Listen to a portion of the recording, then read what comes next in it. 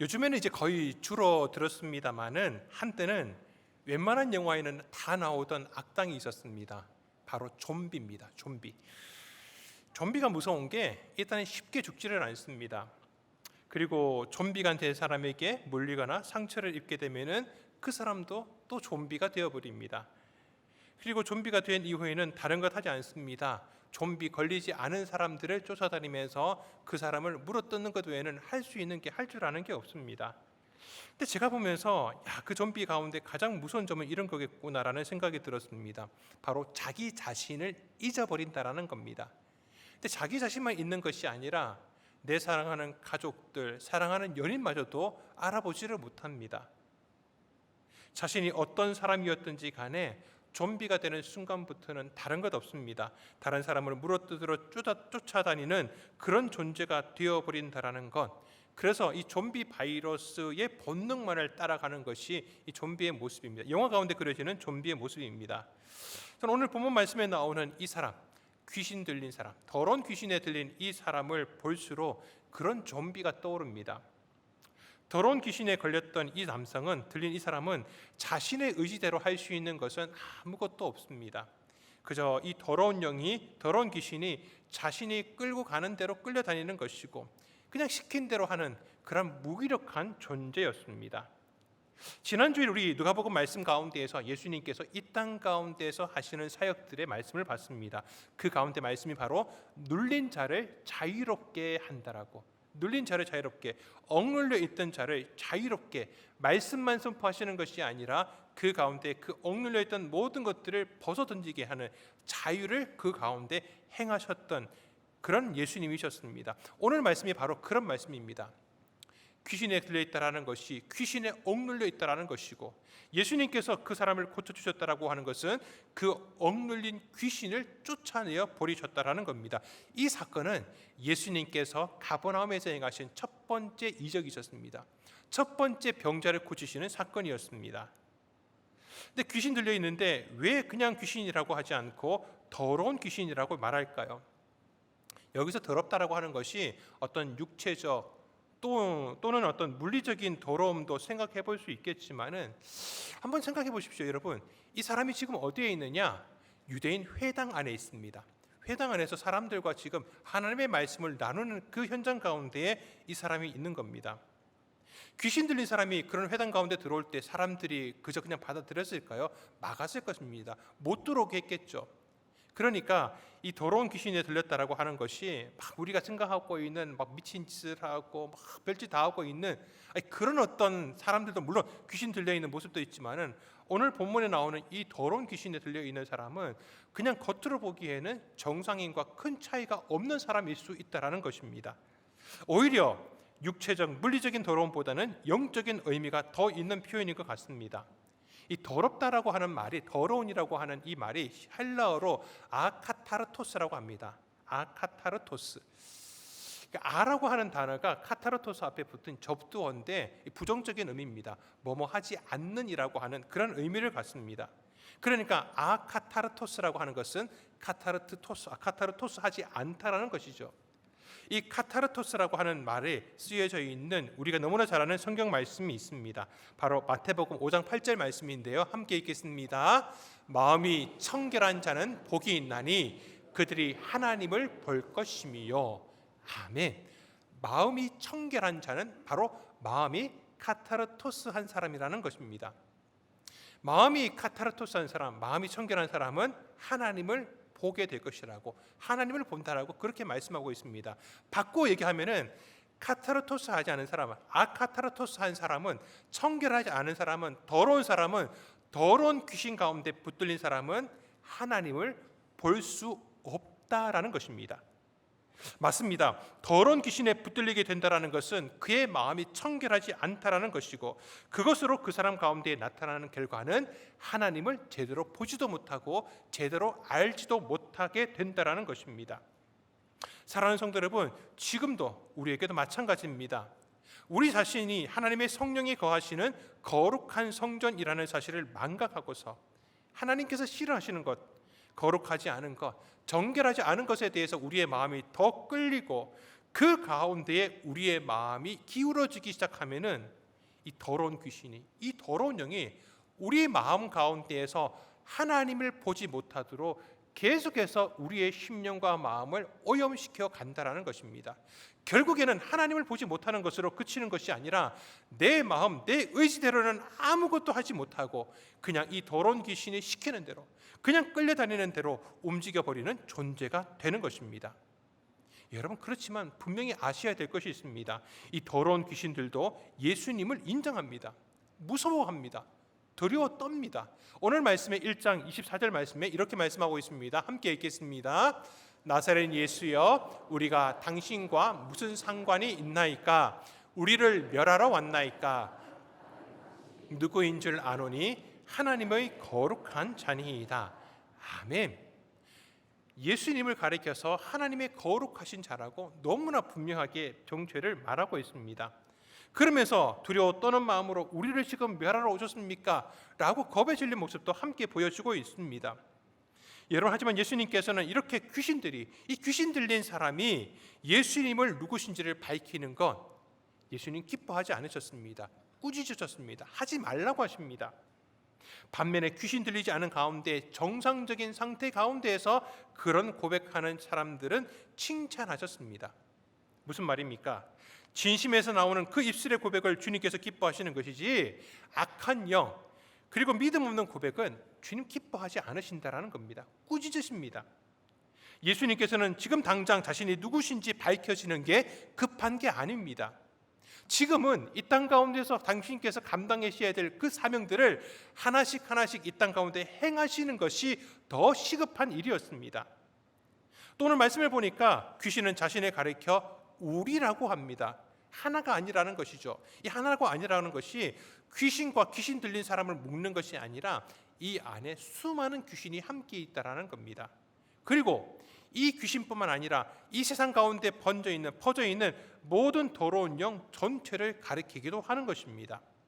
한 사람의 인생을 파괴하는 데 있어서도 귀신은 서로 협력합니다. 다투지도 않고요, 시기 질투도 하지 않습니다. 할 수만 있으면은 믿음의 사람이라도 넘어뜨리려고 하는 것이 귀신들의 모습입니다. 여러분, 또 한 가지 기억해야 될 것은 과연 이 사람은 그러면 어떻게 하다가 이 귀신에 들리게 되었을까요? 성경 말씀을 보면요, 귀신 들린 사람들이 이런 과정을 통하여서 귀신에 들렸습니다라고 설명되어지는 것은 없습니다. 어떤 특별한 과오에 의한 결과라고도 말해주지 않습니다. 이 첫사람 아담이 하나님께 범죄하고 타락한 이후에 사람은 누구라도 그런 어둠의 영 가운데, 더러운 귀신 가운데 갇힐 수 있는 존재라는 겁니다. 절대 장담할 수 없습니다. 반면에 예수님께서 이 땅에 오신 사역은 너무 분명했습니다. 바로 그 더러운 귀신들을 멸하시기 위해서 오신 것입니다. 창세기 3장 15절 말씀에 보니까, 창세기 3장 15절은 우리가 원시복음이라고 얘기를 합니다. 하나님께서 아담과 하와에게 처음으로 약속하신 말씀인데, 그 말씀 가운데 하나님께서 이 여자의 후손을 보내주실 것이고, 이 여자의 후손을 통하여서 뱀의 머리를 상하게 할 것이라고, 뱀의 머리를 박살내올 것이라고 그렇게 약속하셨습니다. 여러분, 그렇습니다. 예수님께서는 이 땅 가운데 오셔서 그런 어두움과 더러운 영, 더러운 귀신들을 박살내기 위해서 오신 것입니다. 그러기 위해서 예수님은 오늘 말씀 가운데 있는 이 귀신 들린 사람을 향하여서, 아니 그 귀신을 향하여서 잠잠하라라고 꾸짖으십니다. 잠잠하라라고. 그런데 그 말씀에 귀신 들린 사람이 잠잠합니다. 그 권세에 굴복하는 것입니다. 여러분, 혹시 귀신 들린 사람 만난 적이 있습니까? 내가 명령한 대로, 그 명령대로 순종을 하던가요? 제가 청년 때인데요, 교회를 갔는데, 마침 평일이었는데 교회를 갔는데 아무도 없는 교회에 마침 아무도 없는 가운데 1층에서요 한 귀신 들린 사람이, 정말 귀신 들린 사람이 어디서 막대기를 하나 들고 와가지고 1층에 있는 교회 기물들을 막 박살내려고 하는 겁니다. 벽에 있는 것들을 막 때려 부수고요, 막 난리가 난 거예요. 제가 그걸 보고서 말린다고 막 달려드는데, 와, 사람이 생긴 거는 야리야리 생겼는데 너무 힘이 넘쳐나는 겁니다. 이 힘이 어디서 날까 싶은데, 저도 그래도 키가 있고 덩치가 한 덩치 하잖아요. 여러분, 그렇게 비웃으시면은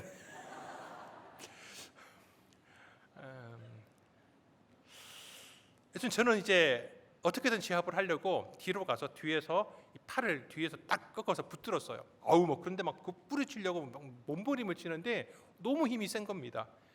야 이거 놔두면은 몽둥이 가지고서 막대기 가지고 교회를 다 때려 부술 것 같아가지고 겁이 났는데 마침 부목사님께서 오셔가지고 그 상황을 보신 겁니다. 보시더니 저한테 그거 놔주라고 그러더라고요. 그러면서 얘기를 합니다. 마음껏 때려 부시라고. 여기 지금 CCTV가 있기 때문에 다 때려 부신 거 나중에 손해배상할 거라고 그렇게 얘기를 했습니다. 여러분 제가 그날 하나 깨달은 게 있습니다. 귀신이 무서워하는 게 또 하나 있다라고 하는 것. 귀신은 CCTV를 무서워합니다.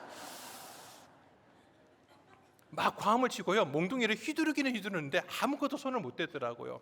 좀 시간 지나고 나니까 본인의 힘이 빠졌나 봐요. 그때 부목사님이 가시더니만은 손을 붙들고 어디론가 사라지시더라고요. 그 모습을 보면서 야 더러운 귀신이 정말 뭐 얘기한다라고 뭐 한다라고 해서 이게 쉽게 제어되는 게 아니더라고요. 그런데 예수님의 이 한마디에 굴복하고 있는, 순종하고 있는 이 귀신 들린 사람 모습을 보니까 얼마나 대단합니까? 얼마나 놀라운 일입니까?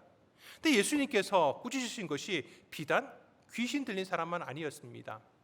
풍랑이 일고 있는 그 파도를 향하여서도 예수님께서는 동일하게 잠잠하라라고 꾸짖으십니다. 그리고 그 바다도 잠잠함으로 순종을 나타냅니다.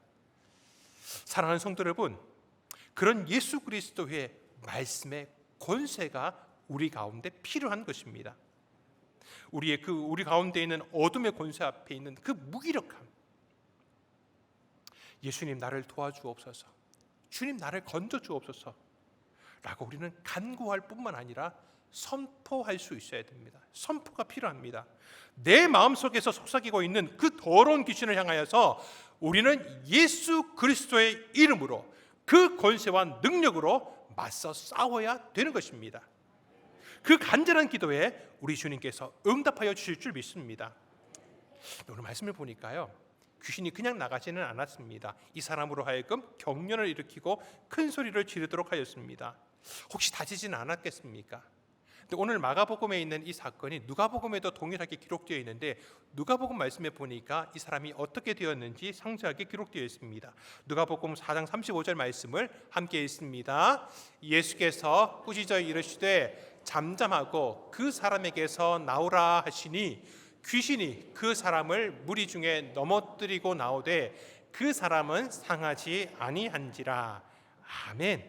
그 사람은 상하지 아니한지라. 넘어뜨릴 수는 있어서도 이 사람의 몸 가운데 아무것도 할 수가 없었습니다. 왜입니까?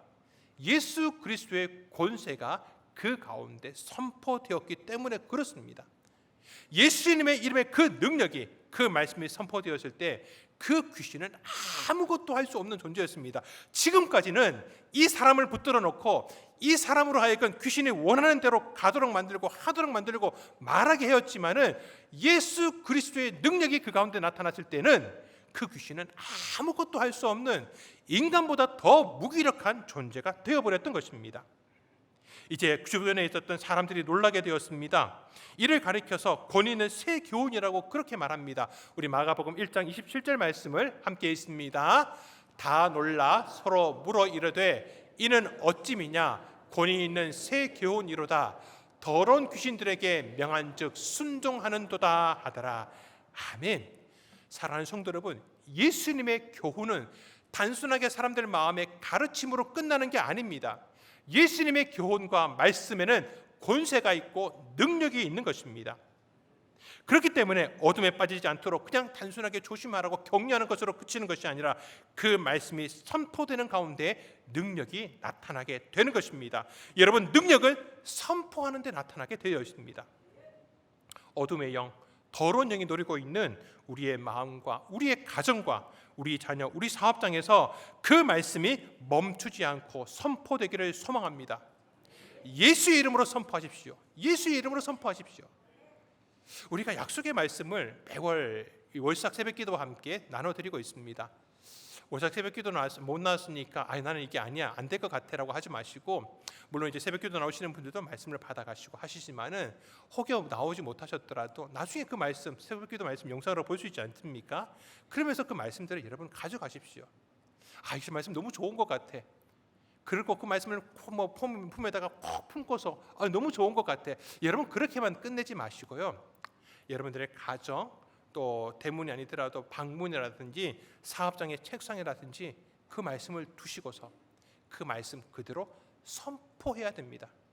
여러분 말씀은 선포하라고 나눠드리는 겁니다. 그냥 단순하게 위로받고 격려받는 것으로 그치는 것이 아니라 내가 그 가는 사업장, 학교, 가정 가운데 선포하시라고 그 말씀들을 나눠드리는 겁니다. 결코 그는 장식품으로 드리는 것이 아닙니다. 그러면서요 그 말씀들을 보일 때마다 읽는 겁니다. 말씀을 읽고 난 다음에 선포하는 겁니다. 주여 예수 이름으로 이 말씀이 이 가운데 이루어지게 하여 주옵소서. 간구하는 것이고 이루어질지어다. 이루어질지어다. 그대로 될지어다. 여러분 선포하십시오. 능력이 나타납니다. 능력이 나타납니다. 내 입술의 능력이 아니라 선포되어지는 예수 그리스도의 교훈이 가지고 있는 능력입니다. 그 가운데 하나님께서 이 더러운 귀신, 우리로 하여금 하나님을 보지 못하게 만들고 하나님을 알아보지 못하게 만들려고 하는 이 더러운 귀신이 그 말씀 가운데 물러가게 되는 줄 믿습니다. 그렇게 예수님께서 가시는 곳마다 더러운 영이 쫓겨났습니다. 사라졌습니다. 그 사람들은 풀려나게 되었고 빛을 보게 되었던 것입니다. 그런 예수 그리스도의 역사는 지금까지도 예수 그리스도의 그 십자가의 복음이 전파되는 곳마다 그런 해방과 자유의 역사가 일어나게 되었던 것입니다. 여러분 우리 대한민국도 마찬가지입니다. 그 말씀이 선포됨으로 말미암아 대한민국에 들여왔던 그 어둠의 영, 더러운 영의 역사함이 하나씩 물러나게 된 것입니다. 여러분 오늘은 순교자 기념주일입니다. 특별히 이 땅 가운데 자유와 생명의 복음을 전하기 위하여서 이 어둠의 그림자를 물리치기 위하여서 이 땅 가운데 오신 수많은 선교사님들이 계십니다. 그리고 이 땅에 오셔서 하나님의 말씀을 전하다가 순교당하신 분들이 적지 않으십니다. 그들을 기억하는 주일입니다. 조선시대에 수많은 선교사님들이 이 땅에 왔지만은 막상 이 땅에 왔을 때에는 전혀 빛이 보이지 않았습니다. 어둠 가운데 있는 땅이었습니다. 언더우드 선교사님의 기도문을 보게 되면은 그러한 사실을 너무나 잘 알 수 있습니다. 제가 내용을 약간 중략하면서 읽어드리도록 하겠습니다. 주여, 지금은 아무것도 보이지 않습니다. 주님, 메마르고 가난한 이곳 조선 땅, 보이는 것은 그저 고집스럽게 얼룩진 어둠뿐, 어둠과 가난과 인습에 묶여있는 조선 사람뿐입니다. 그들은 왜 묶여있는지도 고통이라는 것도 모르고 있습니다. 고통을 고통인 줄 모르는 자에게 고통을 벗겨주겠다고 하면 의심부터 하고 화를 냅니다. 조선의 마음이 전혀 보이지 않습니다. 그리고 저희가 해야 할 일이 전혀 보이지 않습니다.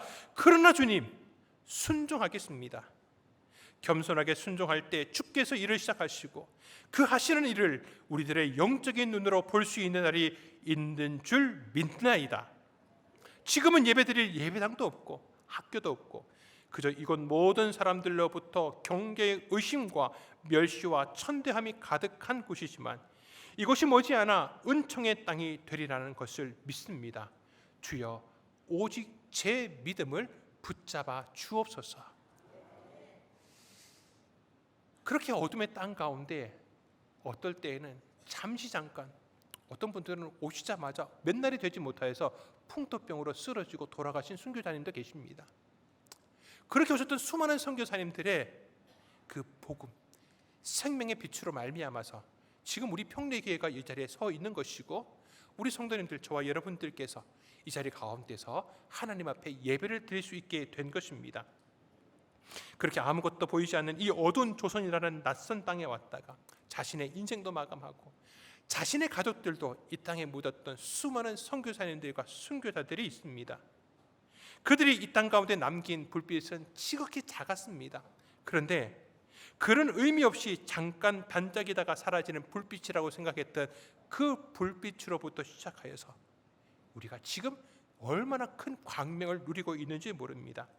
그 작은 빛으로부터 하나님께서는 이 땅에 생명의 빛을 비추어 주셨던 것입니다. 1866년에 영국의 한 젊은이가 조선 선교의 가능성을 타진하기 위하여서 미국 상선 제너럴 셔먼호를 타고 조선에 입국했습니다. 그 젊은이는 최초의 개신교 순교자 로버트 토머스 선교사였습니다. 그때 그의 나이가 26세였습니다. 토머스 선교사님은 23살의 젊은 나이에 목사 안수를 받고서 사랑하는 아내와 함께 원래는 중국 선교사로 오게 되었습니다. 하지만 중국 상해에 도착한 지 얼마 되지도 않아서 이 낯선 타양 땅에서 그의 아내가 그만 생을 마감하게 되었습니다. 갑작스러운 아내의 죽음에 얼마나 고통스럽고 마음이 힘들었겠습니까? 그럼에도 토마스 선교사는 다시 선교사로서의 복음을 전하려고 하는 사명을 다시금 힘을 내면서 다시금 발걸음을 한 걸음 한 걸음 내디디려고 합니다.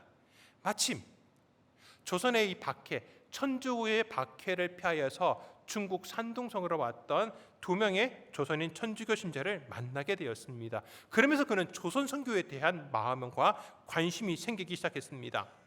어느 날 조선으로 갈 수 있는 기회가 찾아왔습니다. 미국 순양함 제너럴 셔먼호가 조선에 입국한다라는 소식을 듣고서 그는 그 조선 땅에 성경을 반포하기 위해서, 성경이라도 전달하기 위해서 그 배의 통역 겸 안내자로 승선하게 되었습니다. 조선 선교를 기획하고 있던 토마스에게는 너무나 좋은 조로의 기회였습니다. 그의 마음은 선교열로 너무나 불타고 있었습니다. 그 때문이었는지 몰라도 그는 자신 앞에 다가올 위험을 전혀 눈치채지 못하고 그냥 낙관적인 생각으로 가득 차 있었습니다. 네, 여러분, 그 당시에 조선 상황이 그렇게 좋지 못했습니다. 외국과의 교류가 점점 단절되고 있었고 오히려 배척하고 밀어내던 시기였습니다. 그렇기 때문에 이 대동강 하류에 셔먼호가 나타나게 되었을 때에 조선 군관들이 앞을 막아서서 돌아가라고 합니다. 돌아가라고. 외국과의 무역은 국법으로 금지되어 있기 때문에 돌아갈 것을 요구하였지만 이 셔먼호에 있는 많은 사람들이 듣지를 않았습니다. 결국 실랑이를 벌이다가 그냥 아무렇지 않게 거절하면서 계속해서 셔먼호는 대동강을 거슬러 올라오고 있었습니다. 결국 평양 감사 박 교수는 태도를 바꾸어서 군사를 보냅니다. 마침 군사를 보냈을 때에 양각도 모래 위에 이 셔먼호는 자초되어 있었습니다. 병졸들이 몰려와서 막 돌을 던지고 화살을 쏘고 총포를 쏘아대고 있으니까 이 안에 있던 배에 있던 선원들이 나오지를 못합니다. 그리고 이 관민들이 작은 배들을 연결하고 그 밀집으로 덮고 유황으로 가득 채운 다음에 거기에 불을 질러서 강을 따라서 이 작은 배들이 셔먼호로 이렇게 흘러가게 만듭니다. 이 불붙은 배가, 작은 배들이 셔먼호에 딱 닿자마자 그 불이 이 셔먼호로 옮겨 붙고 순식간에 배가 불타게 되었습니다.